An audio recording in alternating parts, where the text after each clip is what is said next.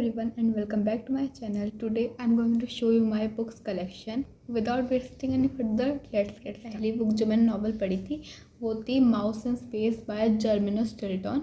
वो मैंने पढ़ी थी when I was in 5th standard. जब मैं 8th क्लास में थी तो मेरे भाई ने मेरे को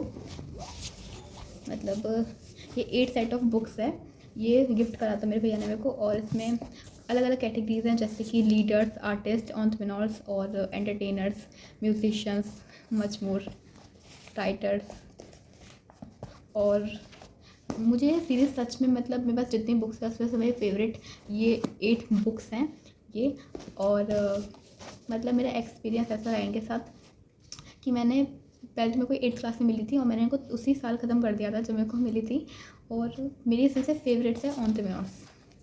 ये मैं अब तक शायद 6-7 बार पढ़ चुकी हूँ और मुझे अभी भी बहुत अच्छी लगती है। मैं इसको दोबारा से फिर से पढ़ सकती हूँ। And if I talk about the content of these books, तो इसमें ये बायोपिक हैं world's greatest writers, musicians, entrepreneurs के।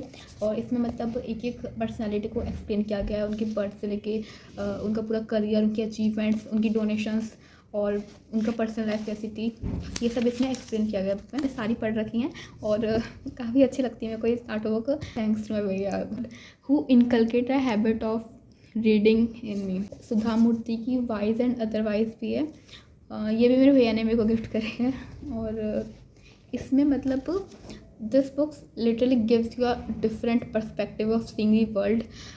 And Sudha Murthy this is a non fiction book. कुछ फेवरेट हैं जैसे कि bonded by Bisleri, women with a mind, an old man's ageless wisdom, cause then cure. I think these are one of my favourite chapters. और फिर इस book में बहुत ही inspiring book है। और जैसे कि इसमें पीछे लिखा भी है, wise and otherwise will encourage you to look at the world around you with new eyes. Same sense निकला, एक अलग पर्सपेक्टिव मिलता है कि how you should also look on some other people's life like Sudha Murthy did in these stories. और उनकी life में वो जितने लोगों से मिलती है, उनके साथ जो उनके एक्सपीरियंस रहते हैं वो सब उस बुक में शेयर कर रखे हैं उन्होंने। ये नहीं कहूँगी कि सारे ही शेयर कर रखे हैं, पर हाँ 51 जो मैंने बताया 51 चैप्टर्स हैं तो वो सब इसमें शेयर कर रखे हैं। काफ़ी सही लगती है। मैंने मोस्टली 8th क्लास में फिनिश कर दी थी और फिर इसके कुछ 3-4 चैप्टर रह गए थे, वो मैंने अभी मेरे बोर्ड्स ख़त्म हुए थे उसके बाद पढ़े हैं इसमें। और हाँ लास्ट वाला चैप्टर तो माइंड ब्लोइंग है वो पूरा एंड तक आते आते मेरे को ट्विस्ट हो जाती है उसकी स्टोरी। ऐसा same women with a mind में उसमें और कॉज देन क्योर में भी सेम ऐसा ही है। लास्ट चैप्टर है इस बुक का 3 ब्राइट यंग मैन। काफ़ी अच्छा चैप्टर है। इसमें सुधा मूर्ति अपने 3 ऐसे स्टूडेंट्स को हेल्प करती है फाइनेंशियली। और फिर जब वो डॉक्टर, इंजीनियर और बिजनेसमैन बन जाते हैं फिर वो अपनी लाइफ में आगे जाके उनसे मिलती हैं। उनके अपने अपने प्रोफेशन में होते हैं वो तीनों। और वो सुधा मूर्ति ने उन बच्चों की हेल्प करी थी तो वो बच्चे भी पे बैक करते हैं, हेल्प करते हैं दोबारा उनकी, कि उनको गिफ्ट कर देते हैं। पर उसमें से एक बहुत अलग निकलता है तो वो उस बारे में शेयर करते हैं। आगे बढ़ता है नेक्स्ट बुक पे, तो ये है स्टीफन डब्ल्यू हॉकिंग की थ्योरी ऑफ रिलेटिविटी और the origin and fate of the universe. ये जायको पब्लिकेशंस की है। I think I am pronouncing the name correctly. और ये भी मैंने 9th क्लास तक पढ़ ली थी, मैंने 8th में नहीं पढ़ी थी। 8th में थोड़ी थोड़ी पढ़ी थी, मुझे उतनी समझ नहीं आई थी क्योंकि कुछ चीज़ें इसमें हैं CSS स्पेस के बारे में। तो 9th क्लास में ऐसे कुछ चैप्टर्स हैं जैसे न्यूटन्स लॉ ऑफ मोशन में, तो उसमें वो जब चीज़ें समझ आ जाती है ना तो ये बुक ज़्यादा अच्छी समझ आती है। एक्सप्लेन किया गया कि कैसे यूनिवर्स का क्रिएशन हुआ था। तो पहले लेक्चर में बताया गया कि यूनिवर्स के बारे में अलग अलग लोगों के क्या आइडियाज़ थी। And if I am not wrong 8th standard में एक इंग्लिश की बुक में चैप्टर है स्टीफन हॉकिंग के ऊपर। ये वो किसी रिपोर्टर ने स्टीफन हॉकिंग का इंटरव्यू लिया था, वो इंटरव्यूज़ पूरे चैप्टर को कवर करता है। और वहीं से मेरे को पहली बार ऐसा हुआ था कि हाँ ये जिनके ऊपर ये चैप्टर है उनकी बुक मेरे पास।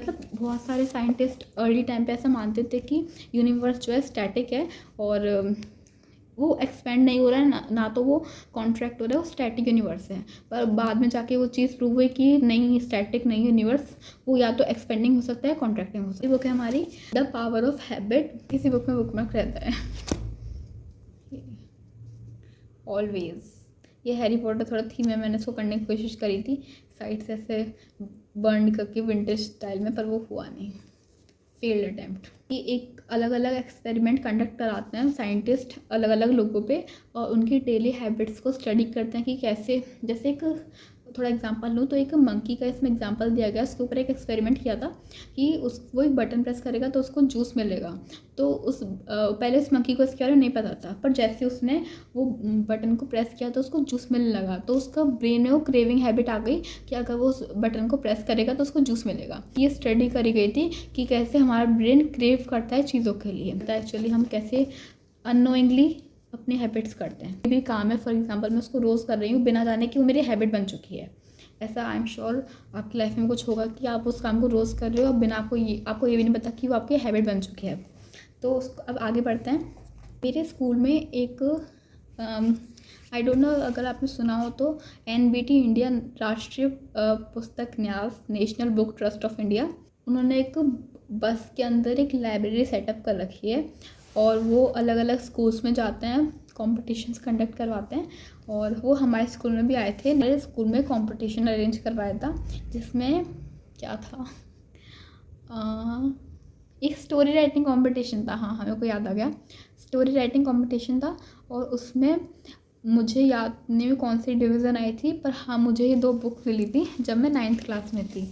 ये हीरो पेड़ पर नहीं उगते, और मतलब कॉमिक बुक है ये वाली कॉमिक है। ये दूसरी बुक है, इसका नाम है हमारे जल पक्षी।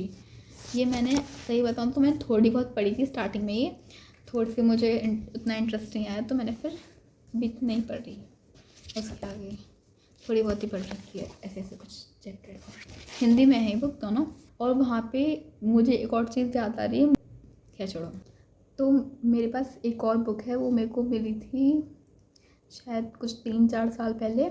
ये मेरे चाचा ने मेरे को दी थी और इसमें ये word power made easy normal levels की बुक है ये।